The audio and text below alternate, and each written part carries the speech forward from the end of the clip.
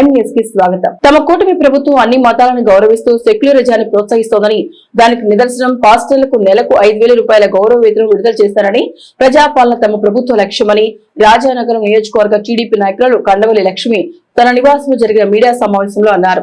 మాజీ TTD chairman భూముల కరుణాకర్ రెడ్డి, మాజీ మంత్రి రోజా తిరుమల గోశాలపై చేస్తున్న అసత్య ప్రసారాన్ని తీవ్రంగా ఖండించారు.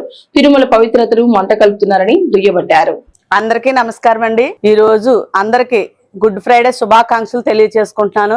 రోజా గారు తిరుపతిలో గోశాలలో ఏదో ఆవులు చనిపోయినాయి అనే విషయం మీద మాట్లాడడానికి ఇష్యూ చేయడానికి హైవే మీదకి రావడం జరిగింది. ఆవిడ వచ్చిన పని ఏంటో ఆవిడ చూసుకోవాలేమో తప్ప మరి మా నాయకులు మీరు ఆడింగోళ్ళు అలాంటి మాటలు ఎందుకండి రోజా గారు? కానీ మాకు నాయకుడు ఒక క్రమశిక్షణ నేర్పించారు. మాకు ఆ క్రమశిక్షణతోనే మేము ముందుకు వెళ్తున్నాం.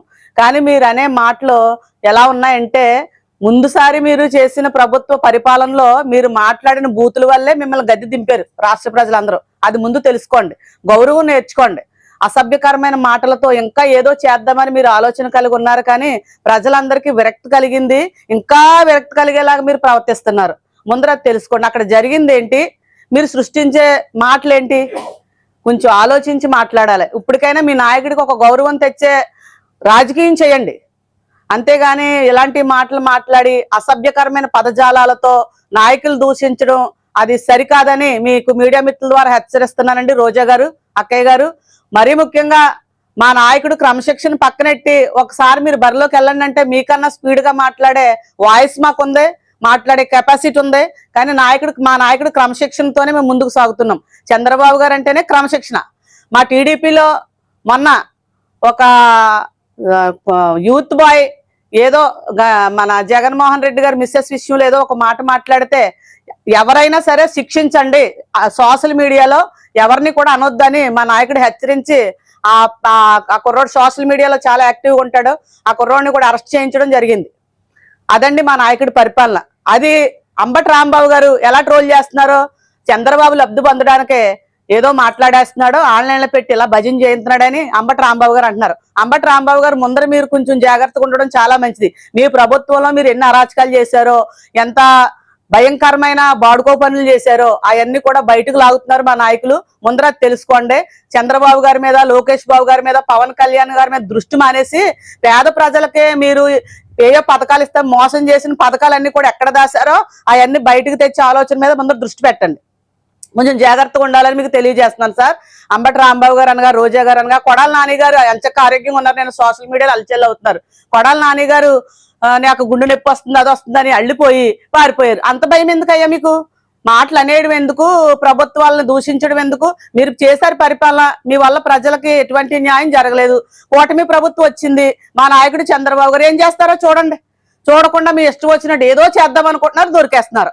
ఎందుకు వచ్చింది? మేము ఎక్కడ తప్పు చేయడం, మా నాయకుడు తప్పు చేయకుండా పరిపాలించే నాయకులు మా నాయకులు, గట్స్ తో చేసే నాయకులు మా నాయకులు. అలాగే ముఖ్యంగా మా నారా లోకేష్ బాబు గారికి కృతజ్ఞతలు తెలియజేస్తున్నాను.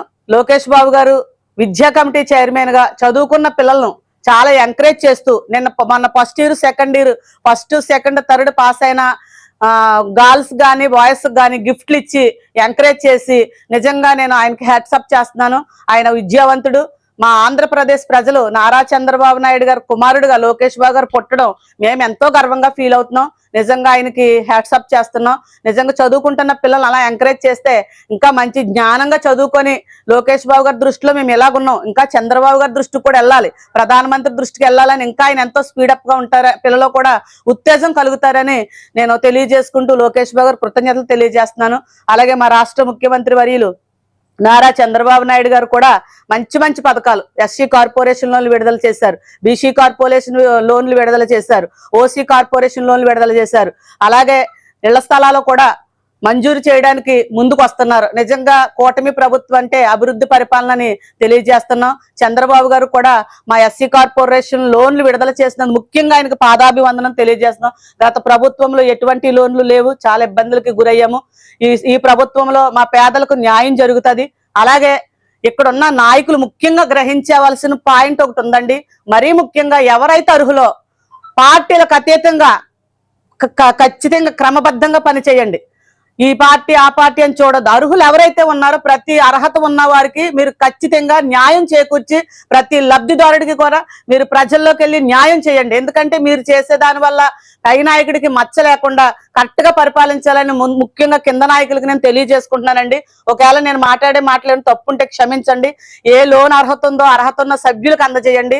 ఇళ్ల స్థలం ప్రతి లేని సభ్యునికి ప్రతి ఒక్కరిని పిలిచి మనం కూర్చోబెట్టి రాస్తే మళ్ళీ అభివృద్ధి పదంలోకి మళ్ళీ ఇదే నాయకుడు కావాలని మనకి ఆయన గెలిపించుకుంటారు. అది అందరూ దృష్టి పెట్టుకోవాలని సమన్వయంగా అందరికీ న్యాయం చేయాలని తెలియజేసుకుంటున్నాను. పవన్ కళ్యాణ్ గారు కూడా చంద్రబాబు గారికి ఫుల్ సపోర్ట్ ఇస్తున్నారు. మోదీ గారితో చంద్రబాబు గారు అలాగే పవన్ కళ్యాణ్ గారు ఇద్దరు మాట్లాడి నిధులను తేవడంలో వారిద్దరు ప్రోత్సాహం ఆంధ్రప్రదేశ్ కి ఎంతో ముఖ్యమని ముగ్గురికి కూడా లోకేష్ బాబు గారికి, చంద్రబాబు గారికి, పవన్ కళ్యాణ్ గారికి ముఖ్యంగా నా పాదాభివందనాలు తెలియజేసుకుంటున్నాను.